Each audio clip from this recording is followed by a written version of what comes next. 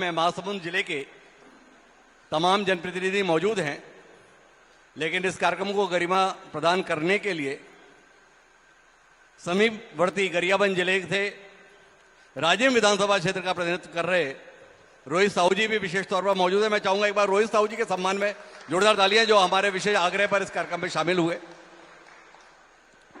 तो हम अपने सिलसिले को शुरू करते हैं। हमारे साथ इस क्षेत्र के जनप्रतिनिधि, राजनीतिक प्रतिनिधि मौजूद हैं। आप मेरी दाईं ओर जो देख रहे हैं वो किसी परिचय के मोहताज नहीं है।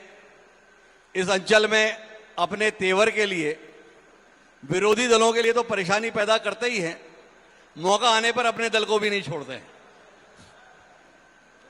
छत्तीसगढ़ के इतिहास के इकलौते निर्दलीय विधायक हैं, पहले निर्दलीय विधायक हैं, इसलिए मैंने कहा इकलौते निर्दलीय विधायक रहे हैं।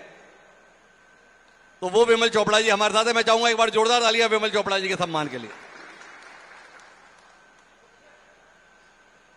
मेरी बाईं ओर 5 साल तक जिन्होंने इस अंचल का प्रतिनिधित्व किया कांग्रेस सरकार के दौरान, 2018 से 2023 तक कांग्रेस पार्टी का इस क्षेत्र का प्रमुख चेहरा है भाई विनोद चंद्राकर जी मेरे साथ में। मैं चाहूंगा एक बार जोरदार तालियां विनोद जी के लिए भी,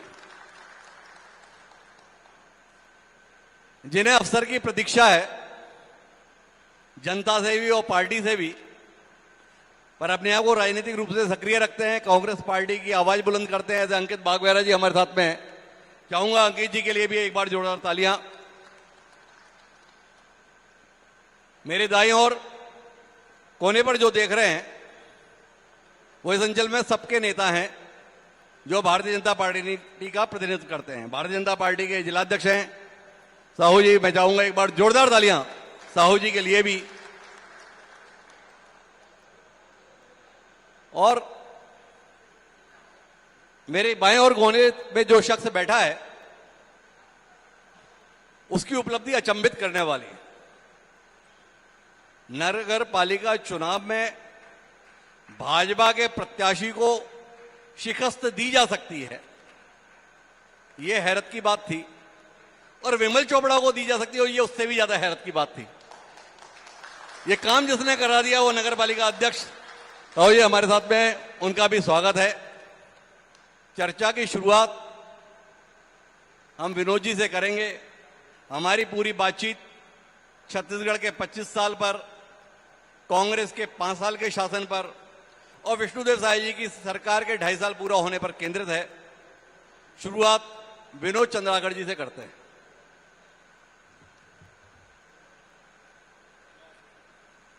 जी विनोद जी।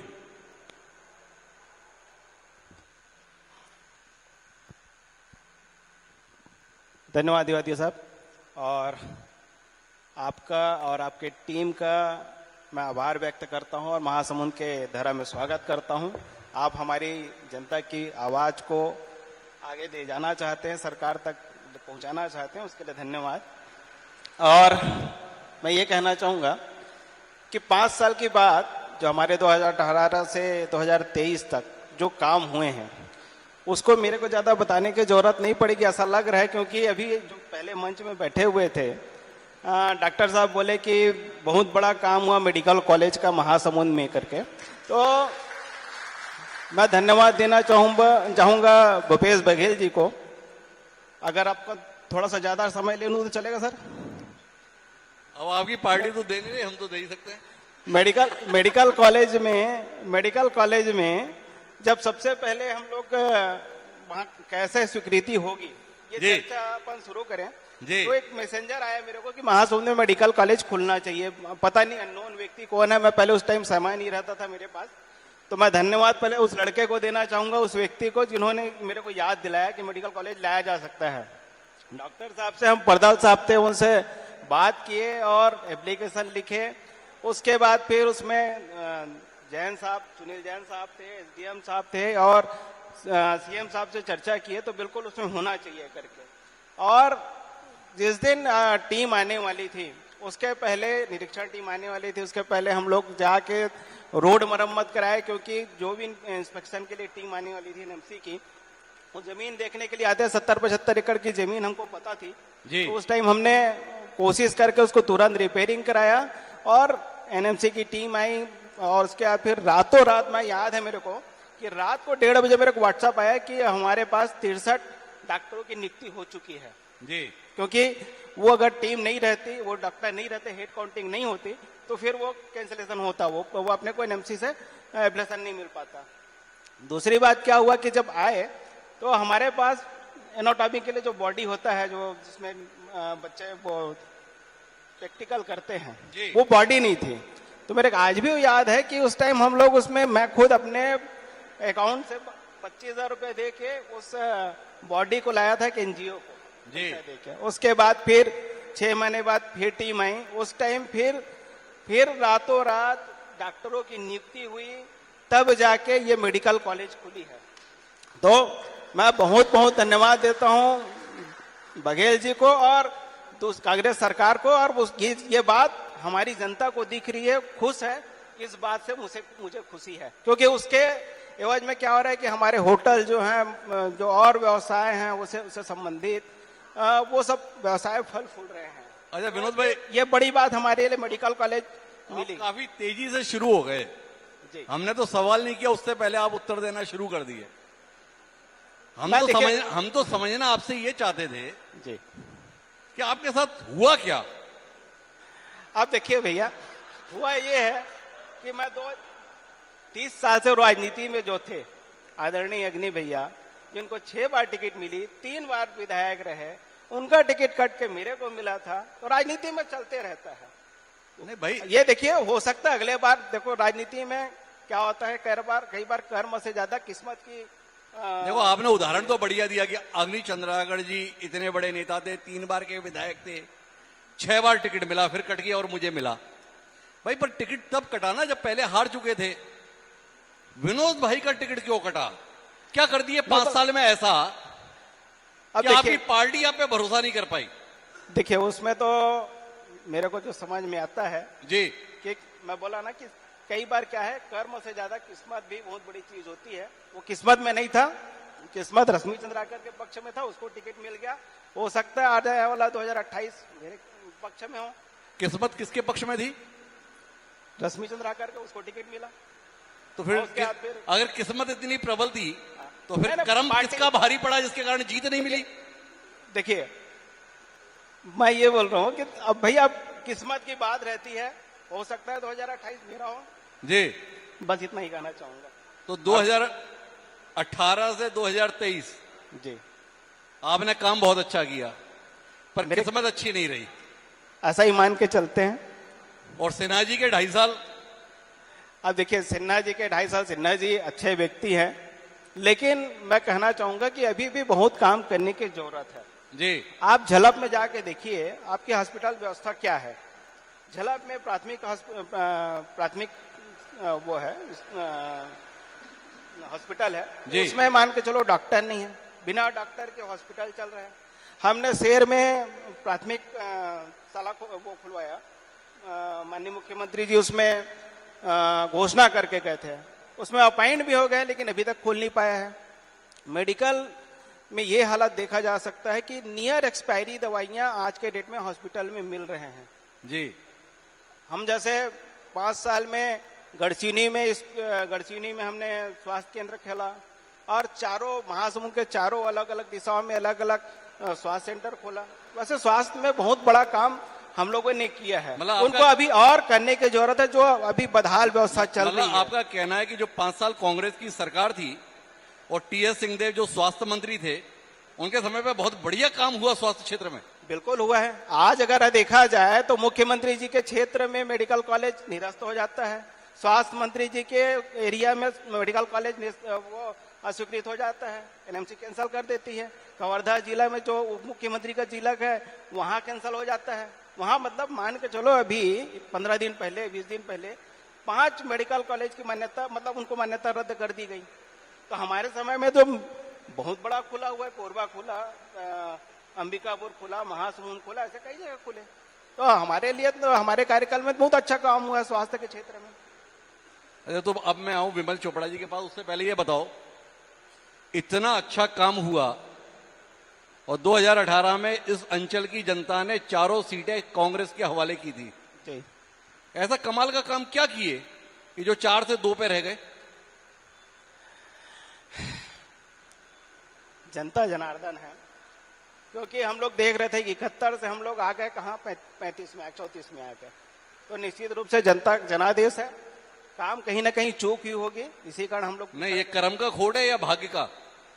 मैं बोला ना कहीं चूक हुई होगी। हमारे से अच्छा मैनेजमेंट भाजपा वाले करते हैं, वो अच्छा कर दिए होंगे, करके उनको ज्यादा। भाई 2.5 साल हो गए, 2.5 साल में भी विनोद भाई देखिए सर, काम उनको ठीक है, वो जीत गए, सत्ता में आ गए, लेकिन एक बात बताइए, जनता परेशान है कि उसके वोट का मिल रहा है उसका फल। बताइए, आज बिजली का दर हम लोग 4 यूनिट तक बिजली बिल हाफ दे रहे थे, आज उनको क्या मिल रहा है? 2 यूनिट तक दे रहे हैं, वो भी दबाव में दे रहे हैं। बिजली बिल का दर पिछले 3 साल में 5 बार बढ़ चुका है जी। तो किसके हाथ से पैसा लिया जा रहा है? किनको लूटा जा रहा है? किनको लूटा जा रहा है? गौधन के माध्यम। विनोद जी का सवाल है, पर विनोद जी ने बताया नहीं कि 4 से 2 पर क्यों आए। पर हमारे साथ विमल चोपड़ा जी हैं। किससे ज्यादा नाराज हो विमल भाई? 5 साल से ज्यादा नाराज हो या 2.5 साल से ज्यादा नाराज हो? देखिए, मैं यदि कहूं जी तो कांग्रेस के 5 साल और जोगी जी के 3 साल जी ये शून्य काल कहा जाएगा जी। और भारतीय जनता पार्टी का जो 15 साल और ये 2.5 साल है, ये स्वर्णिम युग होगा जी। अभी विनोद चंद्राकर जी हमारे छोटे भाई हैं, बोल रहे थे मेडिकल कॉलेज खुला यहां। राज्य सरकार की, कांग्रेस की उसमें 1 पैसे की भूमिका नहीं है जी। ये जो मोदी जी का घोषणा पत्र था कि पूरे देश में 3 जिलों के बीच में एक मेडिकल कॉलेज खुलेगा, उसके अंतर्गत 7 मेडिकल कॉलेज छत्तीसगढ़ में ऐतिहासिक रूप से पहली बार खुला है। और ये जो महासमुंद का मेडिकल कॉलेज है, केंद्र सरकार ने घोषणा की, धमतरी, गरियाबंद और महासमुंद, ये 3 जिलों को मिलाकर के मेडिकल कॉलेज बना, जिसकी 60% राशि केंद्र सरकार ने दी और घोषणा केंद्र सरकार ने की और कहा 40% राशि राज्य सरकार दे तब ये बनेगा। लेकिन कांग्रेस शासन में वो 40% राशि दी नहीं गई, इसलिए ना उसका टेंडर हुआ, ना वो बिल्डिंग बन सकी। भारतीय जनता पार्टी की सरकार आई, टेंडर हुआ, बिल्डिंग बनने का काम चालू हुआ और इस दिसंबर तक जो है वो बिल्डिंग बन जाएगी। मैं आपको एक बात पूरी हो जाने दो। एक बात और कहना चाहता हूं, छत्तीसगढ़ में जितने मेडिकल कॉलेज बने हैं उसमें से या तो वो केंद्र सरकार की घोषणा के बने हैं या भारतीय जनता पार्टी की सरकार जब राज्य में रही है तो राज्य सरकार के पैसे से बने हैं। छत्तीसगढ़ बनने के बाद जगदलपुर का कॉलेज वो भारतीय जनता पार्टी की प्रदेश सरकार ने बनाया पूर्ण रूप से। आप बिलासपुर का कॉलेज देखेंगे, वो छत्तीसगढ़ की सरकार ने अपना पैसा लगा के बनाया। और अभी जो 7 मेडिकल कॉलेज मिले हैं, इसमें केंद्र की 60% की हिस्सेदारी है, 40% राज्य सरकार का है और ये राज्य सरकार अपना 40% भारतीय जनता पार्टी की सरकार दे रही। दूसरी बात, विनोद भाई ने बात उठाई कि झलक का प्राइमरी हेल्थ सेंटर है। मैं बता दूं, सरकार की नीति है कि प्राइमरी हेल्थ सेंटर में एमबीबीएस डॉक्टर नहीं रहता, लेकिन भारतीय जनता पार्टी की सरकार में ये पहली बार वहां एमबीबीएस डॉक्टर की नियुक्ति हुई थी और उसकी अभी बॉन्ड पीरियड खत्म होने के कारण वो हमारी बहन जो है वापस चली गई है। लेकिन शीघ्र हमारी नियुक्ति जो है हमारे सांसद, विधायक और स्वास्थ्य मंत्री करेंगे और स्वास्थ्य विभाग में जितना काम छत्तीसगढ़ सरकार कर रही है, बहुत सारी बातें हमारे डॉक्टर कालीकोटी साहब ने उठाई। मैं आपको बता दूं कि यदि कोई अस्पताल में जाके गुंडागर्दी करता है, तोड़फोड़ करता है, तो उसके लिए सरकार ने नियम बनाया है कि वो नॉन बेलेबल धारा जो है उस पे लगेगी। पहले ये बेलेबल थी, सामान्य थी, लेकिन सरकार ने नॉन बेलेबल बनाया उसको। बांड जो पहले 25 लाख और 50 लाख का एमबीबीएस के डॉक्टर बांड भरते थे, वो हमारी सरकार ने कहा है आप एफिडेविट लिख के दे दीजिए, आपको कोई बैंक गारंटी देने की जरूरत नहीं है, एफिडेविट दे करके ये काम हम करा रहे हैं कि एक यदि बस्तर का लड़का एमबीबीएस करके यदि वो पीजी करने जाता है तो उसको 50 लाख का बैंक गारंटी कांग्रेस शासन में देना पड़ता था, उसको भारतीय जनता पार्टी की सरकार ने खत्म किया है। ये एक गरीब आदमी को बहुत बड़ी राहत है। इस प्रकार से पूरे छत्तीसगढ़ में आप देखेंगे। अरे एक बात बताओ विमल भाई, ये महासमुंद से मन भर गया क्या, जो आप पूरे प्रदेश की चिकित्सा की इतनी बात कर रहे हो? हम बैठे महासमुंद में, महासमुंद की बात करने के लिए, क्या हो गया विमल भाई को? नहीं, महासमुंद की बात भी मैं कर दूंगा आपके सामने जी। जो यहाँ का 100 बिस्तर का अस्पताल बना है वो भी भारतीय जनता पार्टी के। मेरा सवाल थोड़ा दूसरा है। हाँ हाँ, आपने बताया कि 25 साल में 3 साल जोगी जी के और 5 साल बघेल जी के, वो कार्यकाल तो है शून्यकाल, और बाकी जो भाजपा का रहा वो था स्वर्णिम काल। अब मेरी पहेली थोड़ी दूसरी है। जब स्वर्णिम काल था उस समय विमल चोपड़ा भाजपा के प्रत्याशी को हराकर निर्दलीय कैसे जीत गए स्वर्णिम काल में, और जब स्वर्ण काल चल रहा था तो नगर पालिका में विमल चोपड़ा जी भाजपा प्रत्याशी के तौर पर निपट कैसे गए, ये समझ में नहीं आया। स्वर्ण काल था और दोनों में परिणाम ऐसे आए। मैं आपको अभी वो बात बता देता हूं। अभी तक जो बात मैंने की वो बड़े लोगों की बात की, बड़े बड़े काम की बात की, लेकिन जनता के काम जो होने चाहिए जी, सरकार बहुत अच्छा काम कर रही, मैं मानता हूं जी। आज आप देखेंगे यहाँ 3,500 करोड़ का सीका शेर से पानी लाने की योजना, यार इस जिले की सबसे बड़ी योजना जी। से सिरपुर में बांध जो बन रहा है 365 करोड़ का, बहुत बड़ी योजना सिरपुर के विकास की, बड़ी बड़ी बातें हैं। लेकिन जब तक हम जनता की छोटी छोटी समस्याओं को हल नहीं करेंगे जी, तब तक आप जो है जनता तक पहुंच नहीं पाएंगे। और उस समय भी मैं बोल रहा हूं काम के हिसाब से स्वर्णिम काल था, लेकिन मैं आपको बता देता हूं कि जो अफसरशाही का बढ़ना है और लोगों की तकलीफें हैं, जो वो ताड़ के वृक्ष के जैसे, चाहे वो जोगी जी का शासन हो, चाहे वो रमन सिंह जी का हो, चाहे बघेल जी का हो, चाहे अभी का शासन हो, ये नेता से त्रस्त नहीं है लोग त्रस्त हैं अफसरों से और अफसरशाही से। मैं आपको इसीलिए कहता हूं कि हर नेता को पहले अफसरों पे नियंत्रण करना चाहिए, और वो उस समय भी थोड़ा सा कमजोर था, इसलिए जनता ने ये कहा कि ये हमारी लड़ाई लड़ने वाला आदमी है, ये जमीन का आदमी है, ये जमीन की लड़ाई लड़ता है, इसलिए जनता ने वोट दिया और हमने जो है उनकी उन बातों को किया। लेकिन मैं आपको थोड़ी सी समस्या अभी फिर बता देता हूं, मैं लिख के भी लाया कि अफसरशाही कैसे काम कर सकते हैं। हमारे कलेक्टर साहब बैठे हैं, कलेक्टर साहब बड़े नम्र हैं, आप बात करेंगे, बात करते हैं, सुनते भी हैं, लेकिन जो अफसरशाही का पुलिस विभाग देखेंगे नियंत्रण विहीन है। जब पुलिस का प्रमुख अधिकारी झूठी रिपोर्ट लिखा रहा है। दूसरी बात, मैंने एसपी साहब से भी कहा अभी उस दिन कि आइए हमारे भी सांसद महोदय उपस्थित है, उनका जन्मदिन भी है और वो आए भी है, सब ताली बजा करके एक बार स्वागत कर रहे हैं। अब मैं एक चीज बताता हूं आपको कि एसीबी गठित है और एंटी करप्शन ब्यूरो गठित है। किसका है? पुलिस का विभाग है। जो घूस लेता है वो सीधा जेल में जाता है, लेकिन पुलिस विभाग में यदि कोई पुलिस वाला घूस लेता है तो वो लाइन अटैच होता है और विभागीय जांच होती है। ये कौन सा नियम कानून है?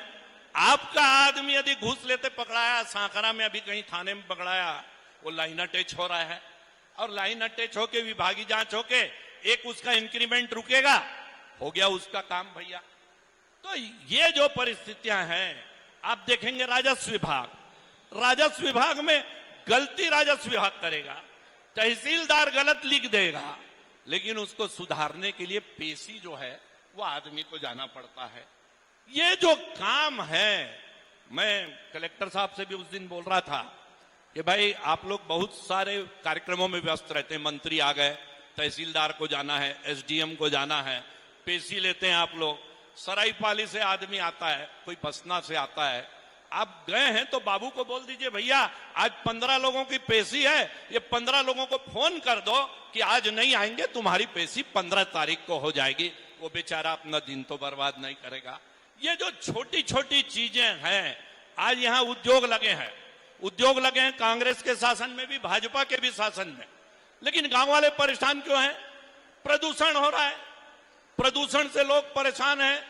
मिल का मालिक जो है वहां फैक्ट्री का, वो एसी कार में आता है और कार से उतर के एसी चेंबर में जाके बैठ जाता है, और मजदूर से लेके पूरे गांव वाले वहां उड़ती धूल को अपने अंदर लेके 50 प्रकार की बीमारी जो है वो पैदा करते, इसलिए विरोध है। मेरा सरकार से भी अनुरोध है, सब जनप्रतिनिधियों से भी अनुरोध है कि उद्योगों में ये बात हम रखें, एक तो प्रदूषण शून्य होना चाहिए, दूसरा स्थानीय लोगों को रोजगार मिलना चाहिए। पर हमारा रोजगार यानी उद्योगों से कोई विरोध नहीं है, उद्योग लगने चाहिए। और भारतीय जनता पार्टी के शासन में अभी चंद्राकर जी बोल रहे थे, मेरे ख्याल से बिरकोनी का जो इंडस्ट्रियल एरिया बना है भारतीय जनता पार्टी के शासन में बना है, वहां पानी पहुंचा, सड़क पहुंची, भारतीय जनता पार्टी के शासन में हुआ है। सब काम जो है आप देखेंगे तो बहुत सारे हुए हैं, लेकिन फिर भी जो है मेरा यही कहना है कि अधिकारी जो है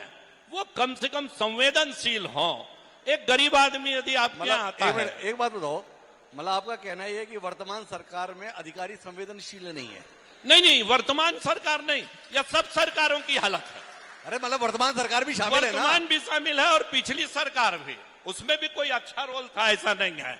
वह अधिकारियों पर नियंत्रण, आज जो मैं हर नेता से एक बार बताओ विमल भाई, आपकी अपनी पार्टी में कोई सुनवाई नहीं है क्या?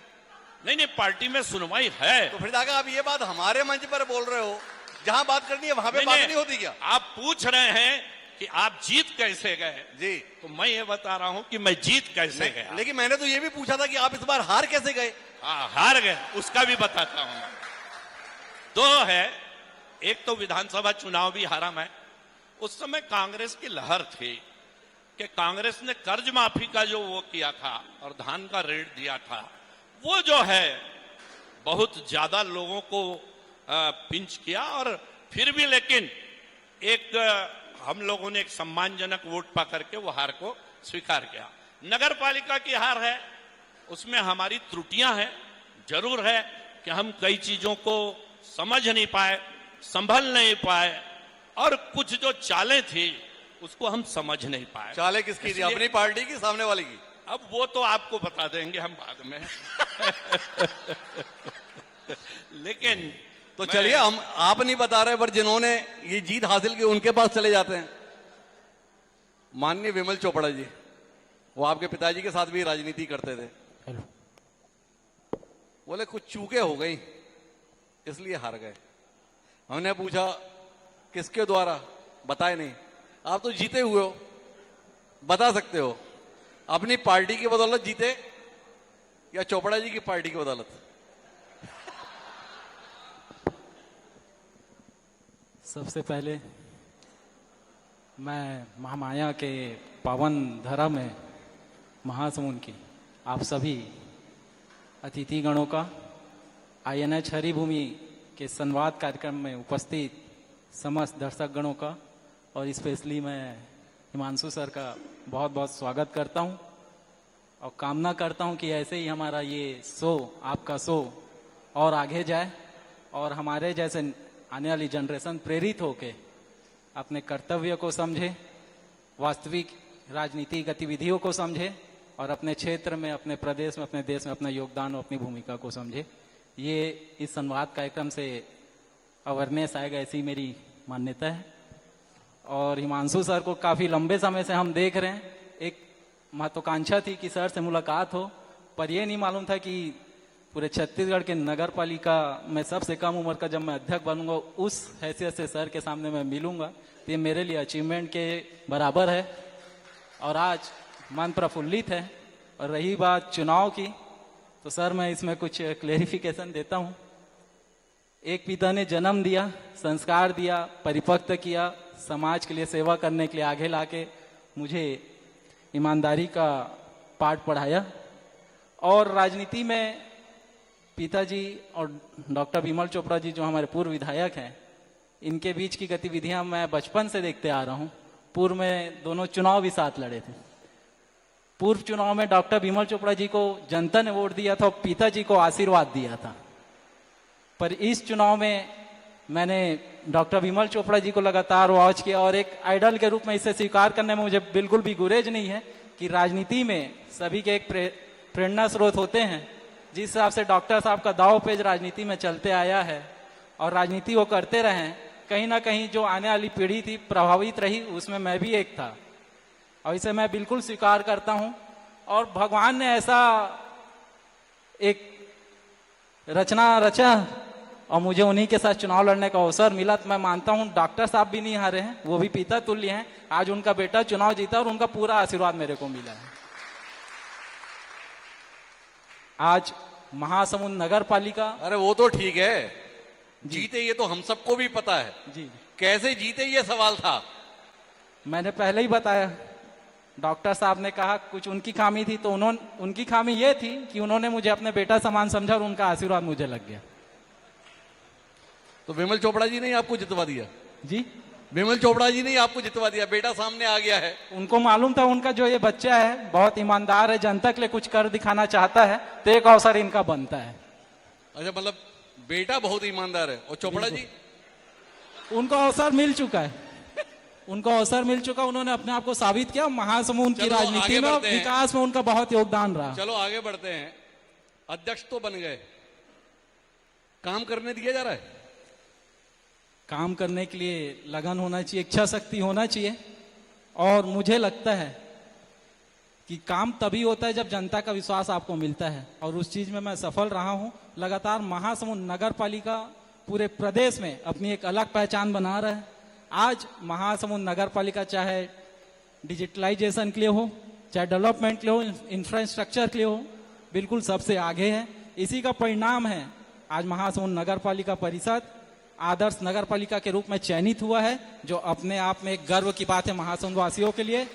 और पूरे प्रदेश में महासमुंद नगर पालिका ऐसी पालिका है जहां लगभग अभी तक 10 करोड़ के एसटीपी प्लांट की स्वीकृति हुई है और 5 करोड़ के आसपास, अनुमानित 5 करोड़ के आसपास विकास कार्यों के लिए स्वीकृति प्रदान हुई है। पूरे छत्तीसगढ़ के नगर पालिका में ऐसा नगर पालिका जहां इतनी राशि एक साल में स्वीकृत हुई हो, तो हमारे लिए गर्व की बात है, विकास की बात है और जनता की उम्मीदों पे खरा उतरने की बात है। तो इसमें विधायक जी का कितना सहयोग और असहयोग रहता है? मुझे सरकार का, प्रशासन का, सांसद महोदया का और माननीय विधायक जी का भरपूर सहयोग मिल रहा है, क्योंकि उनको मालूम है कि जनता का विश्वास निखिल कांत के साथ है और जनता का विश्वास बनाए रखना है तो निखिल कांत को आशीर्वाद देना पड़ेगा। अच्छा, मैं माननीय जिलाध्यक्ष जी के पास जाऊं उससे पहले एक बात बताओ, मैंने तो केवल विधायक जी का पूछा था कितना सहयोग मिल रहा है, तो आपने सबसे आखिरी में विधायक जी के सहयोग को रेखांकित किया, 3 नाम पहले लिए, इसकी कोई खास वजह? जी,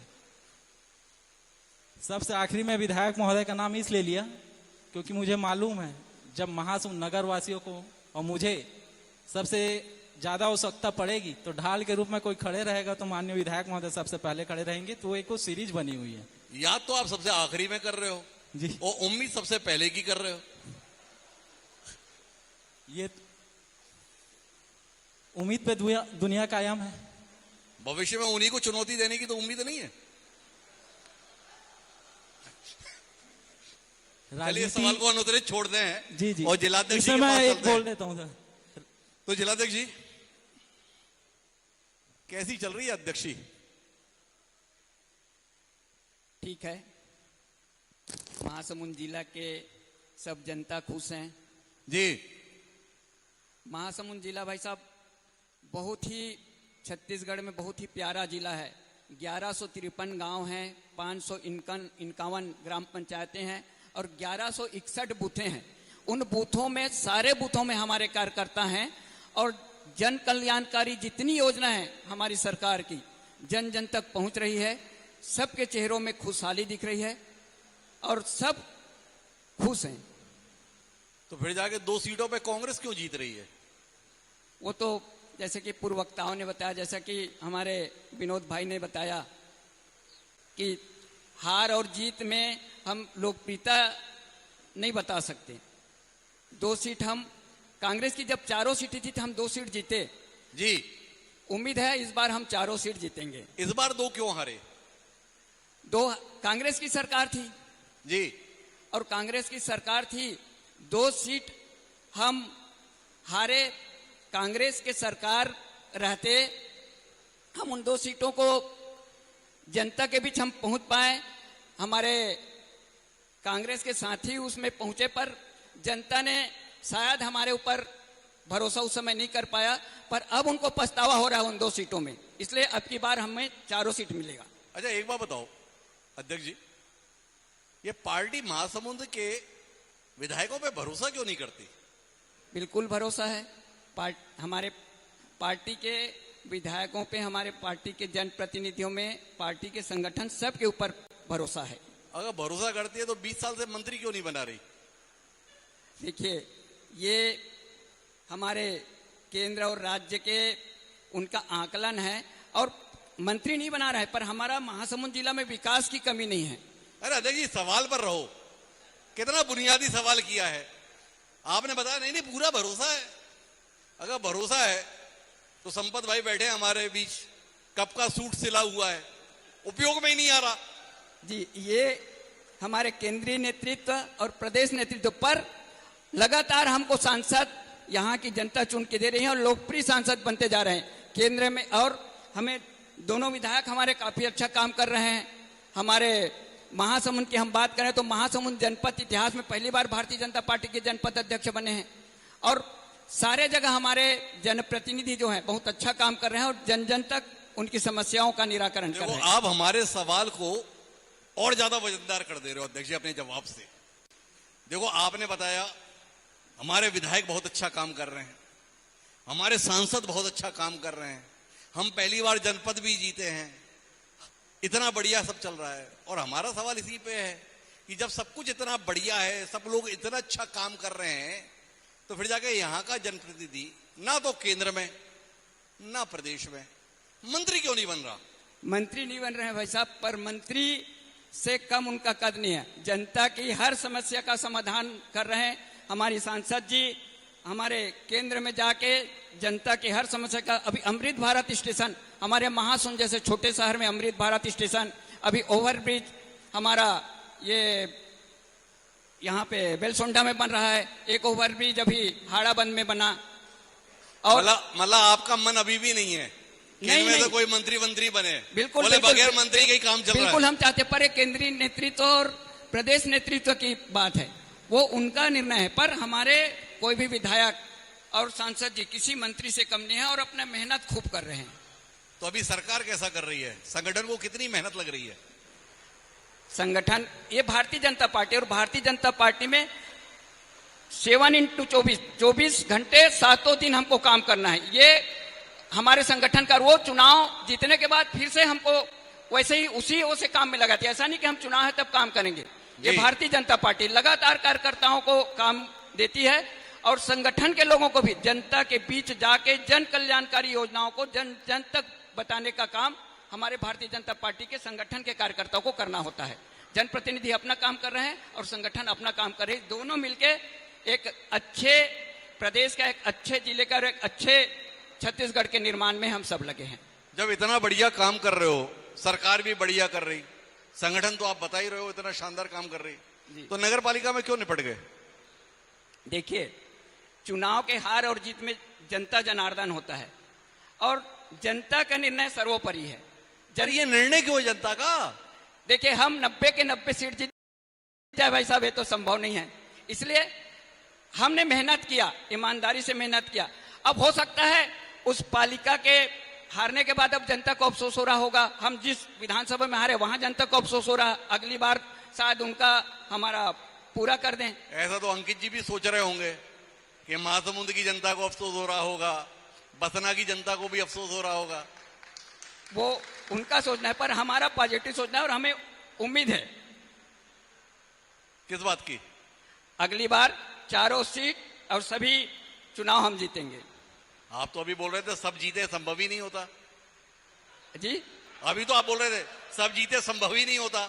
नहीं, जब हम अभी आगे चुनाव की बात कर रहे हैं ना, अभी नहीं जीते तब उसकी बात करें। जब अब अगले बार हम आशा से है ना कि हम अच्छा काम कर रहे हैं, हमारी सरकार अच्छा काम कर रही है, हमारे और आपके बगल में बैठे विमल जी तो बता रहे थे अभी भी सरकार ठीक काम नहीं कर रही, नहीं अफसरशाही बड़ी हावी है। सबको नहीं बोला उन्होंने, कुछ अपवाद, कुछ सरकार को नहीं कहा, कुछ अपवाद। अरे रुक जाओ मैंने सरकार को नहीं कहा, कुछ अपवाद डॉक्टर साहब, कुछ अपवाद बोले, पूरी सरकार पूरे हमारे शासन प्रशासन को नहीं बोले, कुछ बोले जी। चलिए अब आखिरी दौर की बातचीत के लिए अंकित जी के पास आते हैं। क्या कहते हो अंकित जी? अध्यक्ष जी बड़ी उम्मीद के साथ है कि इस बार 2 आपको दे दी, अगली बार 4 हम ले लेंगे। देखिए, बहुत छोटी सी शुरुआत। अध्यक्ष जी ने 3 बार कहा कि अगली बार हम 4 सीट जीतेंगे, उनकी पार्टी के एक आदमी ने ताली नहीं बजाई जी। 3 बार कहा, 1 बार 2 बार, तीसरी बार आपने दी।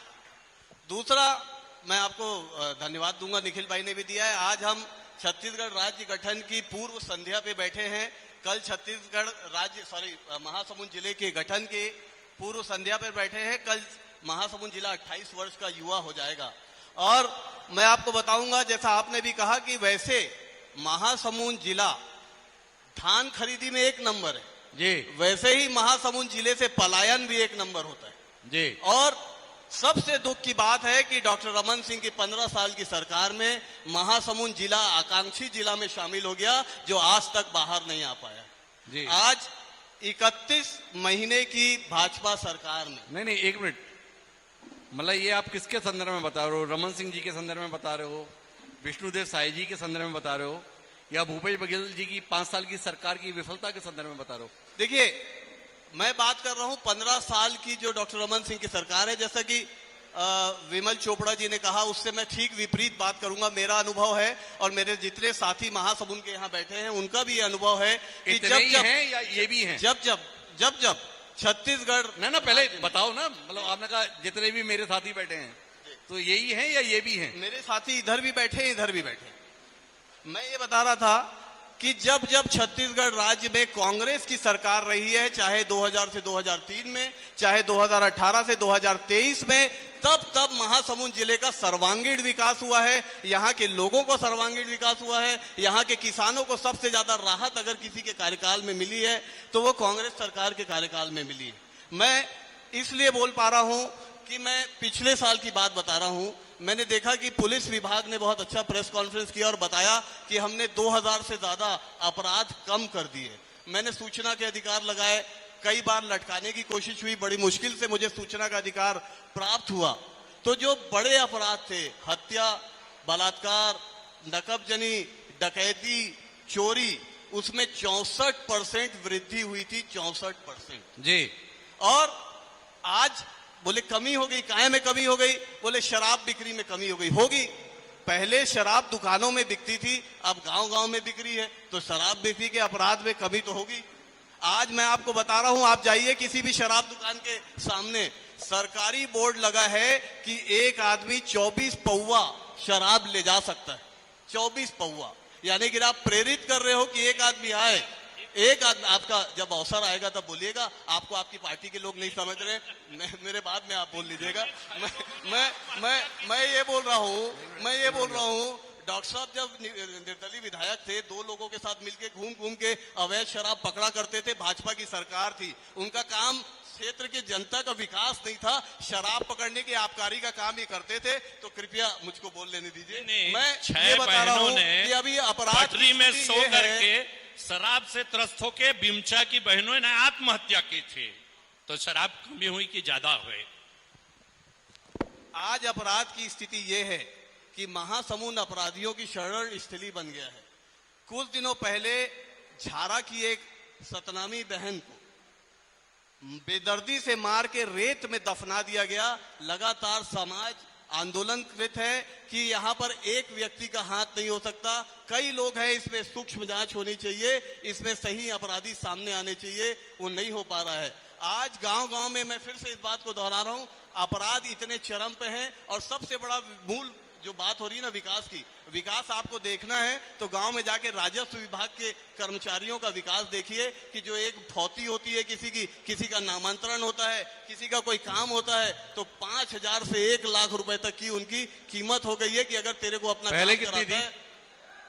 पहले कोई पैसा नहीं था। और मैं ये बताऊंगा, मैं ये भी बताऊंगा कि जब माननीय भूपेश बघेल जी ने भेंट मुलाकात कार्यक्रम चलाया और जहां पर भी इस प्रकार की शिकायत आई वहां तत्काल सस्पेंड हुआ। यहां ब्रिजमोहन जी खुद घूम घूम के बोल रहे हैं कि मेरे नाम पे 40,000 रुपए कौन ले रहा है, क्यों ले रहा है, बताओ। अंकित जी, अभी तो आप बता रहे थे कि पहले तो कुछ भी नहीं था और अभी आप बोल रहे हो कि भूपेश बघेल जी की भेंट मुलाकात हुई तो उसमें शिकायत आई ना। तो अगर आप तो बोल रहे थे कि ऐसा कुछ था अगर नहीं। कहीं पर होता था तो तत्काल जनता बोल पाती थी। आज जनता बोल नहीं पा रही है। अगर जनता बोलती है तो उसके खिलाफ एफआईआर होती है, अगर जनता बोलती है तो उसको चुप कराया जाता है, अगर जनता बोलती है तो उसके बुलडोजर लेके उसके घर पहुंच जाया जाता है। तो आज जनता को बोलने नहीं दिया जा रहा है और आज आपके मंच में मैं साधुवाद दे रहा हूं कि आज लोगों को बोलने का अवसर आपने यहाँ पर प्रदान किया। दूसरी एक छोटी सी कांग्रेस के नेता तो बोल ही रहे हैं, भाजपा के नेता तक खुल के बोल रहे हैं। बिल्कुल आपकी सरकार के समय तब भी बोलते थे। कौन? डॉक्टर विमल चोपड़ा उस समय भी बोलते थे। और आप लोग? हम लोग भी बोल रहे हैं लगातार। क्या?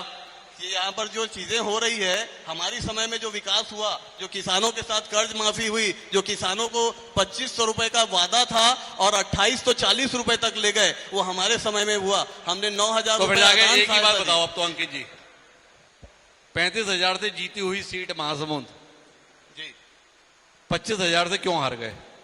देखिए, विनोद भाई ने उसका ज्यादा अच्छा उत्तर दिया कि कहीं ना कहीं कमजोरियां रही होगी। यूं ही कोई बेवफा नहीं होता। अगर हो सकता है, मेरा ऐसा मानना है कि टिकट वितरण अगर गलत हो गया होगा या कहीं पर मेहनत करने में कोई कमी हो गई होगी, इस कारण हुआ। महासमुंद की जनता और महासमुंद जिला परिवर्तनशील है। पिछले अगर लगातार देखेंगे तो पहली बार ऐसा हुआ है कि 2 सीटें दे दी, नहीं तो हमेशा ये होता था कि 4 की 4 पलटी कर देते थे। इस बार माननीय द्वारकाधीश यादव जी और हमारी नंद जी ने ऐतिहासिक जीत 44,000 वोटों से पूरे प्रदेश में सबसे ज्यादा मतों से कांग्रेस पार्टी की ओर से हमारी नंद बहन ने जीता और 37,000 से दोबारा हमारे द्वारकाधीश यादव जी ने जीत अर्जित की। तो कांग्रेस के कार्यकर्ता जहां पर मजबूती से मेहनत कर रहे हैं वहां जीत मिल रही है। चलो आखिरी बात बताओ जी।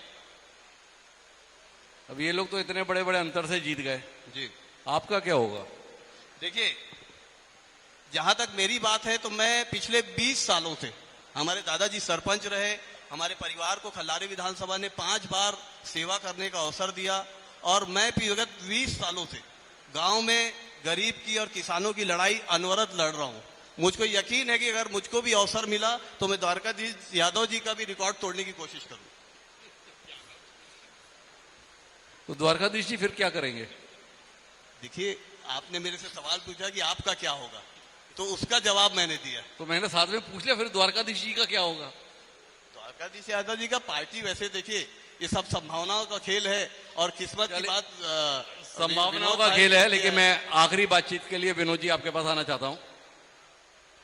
कुल मिला के कितना अफसोस कर रहे हैं? देखिए, अंकित जी का जवाब दे दूं? हाँ दे लीजिए आप जी। अंकित जी अभी बताया कि 2003 तक कांग्रेस की सरकार रही, उसके बाद अभी पिछले कार्यकाल कांग्रेस की रही। 2003 छत्तीसगढ़ के लिए सबसे काला अध्याय था। किसानों का धान पानी में डुबो के लेते थे। जब रमन सिंह की सरकार बनी तब धान खरीदी का नियम बना और सोसाइटियों में धान खरीदा गया। उस समय सहकारी समितियों में 16 से 18% तक ब्याज में कर्जा दिया जाता था। और सच्चाई सुनिए, धान पानी में डुबो के लिया जाता। मैं किसान हूं, सच्चाई सुनिए। और जब रमन सिंह की सरकार बनी तब किसानों के लिए नीति बनी और किसानों को 16-18% जब ब्याज था उसको धीरे धीरे करके 0% अगर कोई ब्याज में पैसा दिया तो भारतीय जनता पार्टी की रमन सरकार ने दिया। अभी पिछले 5 साल गरीब जनता को आवास नहीं मिल रहा था। आज आपको बता दूं 10 महीने में महासमुंद जिले में 27,000 से ज्यादा आवास बनाए। अब गांव में जाके देखिए उन गरीब के घरों को, क्या उनके चेहरे में खुशी है। और अंकित जी 5 बार नेतृत्व के परिवार ने बोला। अंकित जी को एक बार पूछे किस किस दल से 5 बार नेतृत्व किए, ये भी अंकित जी को पूछना चाहिए। वो आपको ज्यादा मालूम। जो आपने कहा कि 5 बार किस किस दल से, उसमें आपका कितना योगदान है? आपने कहा कि अंकित जी से पूछिए कि 5 बार उनका परिवार रहा, किस किस दल से रहा। तो मैंने जानना चाहो कि उसमें आपका कितना योगदान रहा? हम सदैव भारतीय जनता पार्टी से जब उनके अरे परिवार में हमारा योगदान था। उनके परिवार को अवसर दिलाने में डीएनए जो है ना, अंकित भाई का डीएनए भाजपा का है जी। भाजपा में लड़े तब हमारा योगदान था, भाजपा में नहीं लड़े तो हमारा योगदान नहीं था। चलिए मैं आखिरी टिप्पणी लेना चाहता हूं विनोद जी से। और विनोद जी, कुल मिलाकर ये 2.5 साल कितना अखरता है? देखिए साहब, जनता के बीच अब जाओगे या विधायक बन जाते हो, जनप्रतिनिधि बन जाते हो, उसके बाद मेरे जैसे व्यक्ति को यह समझ में आता है कि मैं कितना काम कर पाया क्षेत्र की जनता के लिए। देखिए, मैं पिछले 5 सालों में जब विधायक था जी, 12 धान खरीदी केंद्र खुलवाया जी, जो इनके 15 साल के कार्यकालों में एक भी धान खरीदी केंद्र नहीं खुलवा पाए। 15 साल के कार्यकालों में ये 2 सब स्टेशन लगा पाए, मैं 5 सालों के कार्यकालों में 2 सब स्टेशन लगवा लिया जी। उसके बाद जिस सीका शेर की बात डॉक्टर साहब कर रहे हैं, वो सीका शेर को बजट में लाने वाला कौन है? ये भूपेश बघेल की सरकार है। विनोद चंद्राकर विधायक था। आज अगर 100 करोड़ से अधिक का यहाँ कांक्रीटीकरण होता है, सीसी रोड निर्माण, नहर लाइनिंग निर्माण होता है, उसका श्रेय जाता है विनोद चंद्राकर को। मेडिकल कॉलेज को लाने का श्रेय जाता है विनोद चंद्राकर को। बोले ना भाई, मैं तो चैलेंज कर रहा हूं कि 5 ठो कभी आज अस्वीकृत हुई है, एनएमसी उनको डिसमेंटल वो कर दी है, अस्वीकृत कर दी है, वो क्यों नहीं करा पाए? आज उनकी सरकार है, आज वो 5 ठो को कुनकुरी में क्यों नहीं करा पाए, मनेनगढ़ में क्यों नहीं करा पाए, कवर्धा में क्यों नहीं करा पाए? क्योंकि उनके उप मुख्यमंत्री हैं, मुख्यमंत्री हैं, उनके स्वास्थ्य मंत्री हैं, वहां अस्वीकृत हो जा रहा है। तो ये देखिए, ये भूपेश बघेल जी को और मेरे को श्रेय जाता है। मैंने मेहनत की है, करके जनता मेरे साथ थी। और देखिए, हम तो आप मानते हैं ना? मैं बता रहा था। नहीं, मैं मेरा सवाल है, वही टिप्पणी है कि जब आप अकेले में बैठते हैं और ये देखते हैं कि मैं 5 साल में इतना सब कुछ करा पाया इस क्षेत्र के लिए, तो क्रोध नहीं आता अपनी पार्टी पे? देखिए, मैं आज पार्टी इस पार्टी ने मेरे साथ क्या किया? सर, मैं पार्टी मना हुआ हूं। मैं बोल रहा ना कि भैया का, अग्नि भैया का टिकट काट के मेरे को मिला था, उनको दुख हुआ होगा, मेरे को भी दुख हुआ, लेकिन क्षेत्र के लिए मैं काम कर पाया। स्वामी आत्मानंद स्कूल खुलवा पाया, कि धान खरीदी केंद्र खुलवा पाया, कि सीसी रोड बना पाया, कि पुल पुलिया बना पाया। बांसकुड़ा के तो बता रहा हूँ, इस गांव को घूम के जाने के लिए हमको 10 किलोमीटर घूम के जाना पड़ता था। उस 2.5 किलोमीटर को बना के मैं उन लोगों को 2 किलोमीटर में वो गांव पहुंचा दिया। लोहारडी गांव एक टापू जैसा गांव है, सभी लोग जानते हैं। वहां पहुंचने के लिए 12 किलोमीटर जाना पड़ता था, या उनको खरीदी करने के लिए यहाँ आना पड़ता था। आज वो पुल पुलिया बनने से सिर्फ 2 किलोमीटर में तुंगांव उनको पहुंच मार्ग मिल गया। वैसे ही बनपचरी से बरेकेल में एक पुल बना, जिसको 15 किलोमीटर घूम के जाना पड़ता था, वो 5 किलोमीटर में उस गांव को पहुंच रहे हैं। मतलब इतने सारे जबरदस्त काम कराया। बिल्कुल।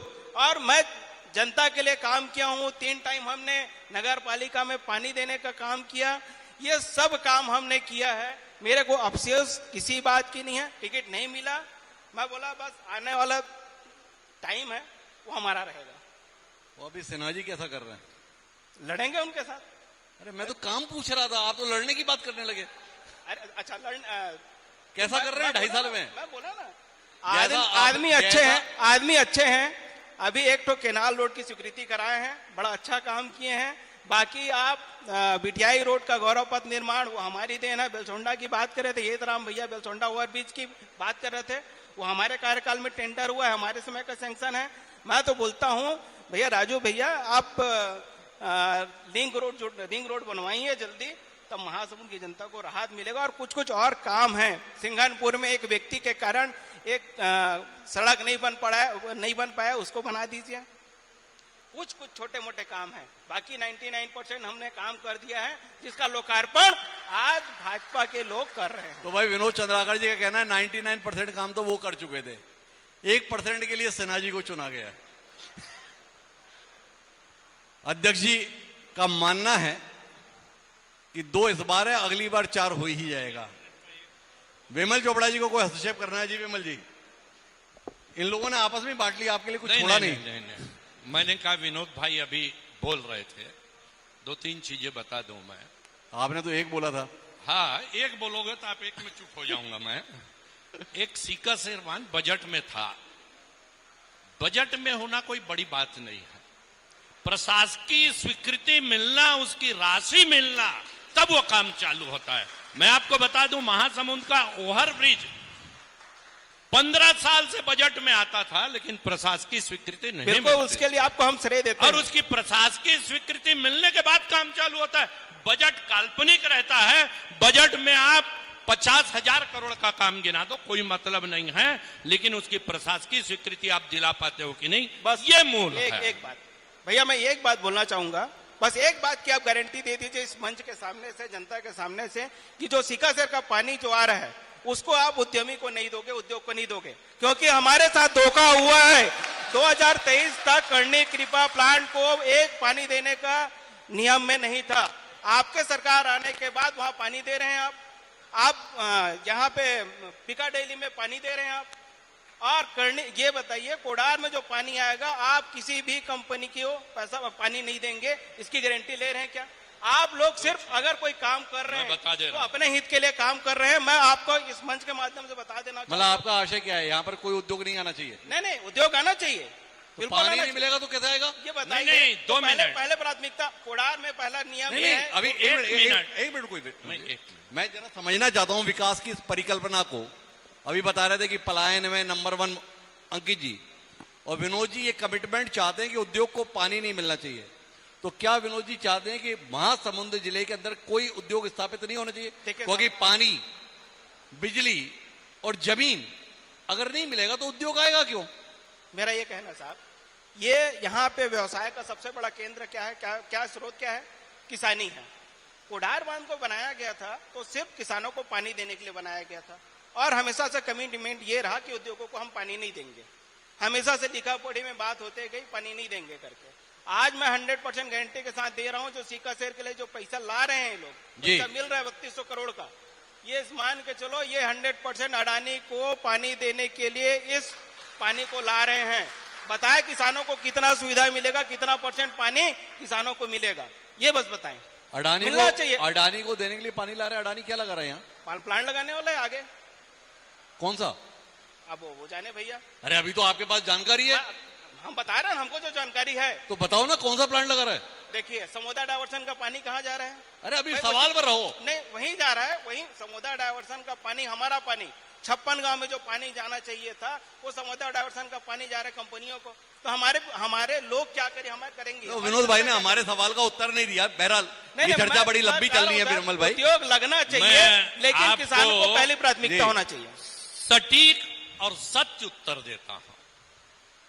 जो स्थापना हुई करनी कृपा की कांग्रेस शासन में हुई, उसको जमीन से लेके पानी से लेके बिजली देने का काम कांग्रेस के शासन ने किया, भारतीय जनता पार्टी की नहीं। यदि कोडार से मिल रहा है तो कांग्रेस के शासन ने दिया। गलत बात नहीं, गलत बात है। मैं प्रूफ कर दूंगा, लिखित में है, उसके बाद लिखित में है आपका 2024। दूसरी बात, पिकाडेली जो बना है उसकी स्वीकृति कांग्रेस के शासन में हुए और वहां स्थापना कांग्रेस के शासन में हुए, और उसको समोदा डाइवर्सन से पानी देने का काम, उसका एग्रीमेंट सरकार के साथ 28 अक्टूबर 2022 को कांग्रेस शासन में हुआ। ये नहीं, ये गलत बात है, ये गलत बात है। तीसरी बात, आप जनता को गुमराह कर रहे हैं। जो समोदा डाइवर्सन बना है, आप कागज दिखा दीजिए, आप कागज दिखा दीजिए। पावर प्लांट को जो पानी मिल रहा है उसका एग्रीमेंट भूपेश बघेल की सरकार में बिल्कुल झूठ है, गलत बात है। ये आप देख सकते हैं 2019 में उसका एग्रीमेंट जो समोदा डाइवर्सन से अडानी प्लांट को जो है पानी गया वो 2019 में हुआ। ये कागजी सत्य और प्रूफ है, इसको मैं पूरा चैलेंज करता हूं। और आप सुनिए साहब, कल तो साहब तो चले जाएंगे, कल दोनों पेपर में स्टेटमेंट दे देते हैं और कागज के साथ लगा देते हैं, मीडिया के साथ हरिभूमि वाले हैं भाई। इसके कार्यकाल में ये पानी क्या है? एक बात बड़ी दिलचस्प है। महासमुंद के संदर्भ में जब भी हम बात करते थे तो बोलते थे कि सर यहाँ पे उद्योग नहीं है, यहाँ उद्योग आने चाहिए, यहाँ के युवाओं को रोजगार के लिए अवसर मिलने चाहिए। और अब जब बात हो रही है कि उद्योग लग रहा है तो दोनों ही पार्टियों के नेता श्रेय लेने से बच रहे हैं। बोले नहीं उद्योग लग रहा है पर उसमें हमारा योगदान नहीं है। नहीं, विमल जी बता रहे हैं कि मेरा विरोध नहीं है उद्योग से। मेरा विरोध है दोमुही राजनीति से। उद्योग लगना चाहिए, मैंने पहले ही कहा। और दो बातों का ध्यान, एक पॉल्यूशन नहीं होना चाहिए और स्थानीय लोगों को रोजगार। बहरहाल ये फैसला तो जनता के स्तर पर होगा, लेकिन इतना तय है कि महासमुंद की पहचान क्या केवल एक धान उत्पादक जिले के तौर पर रहेगी, या यहाँ के युवाओं को किसानी के अतिरिक्त भी अन्य अवसर उपलब्ध कराए जाएंगे।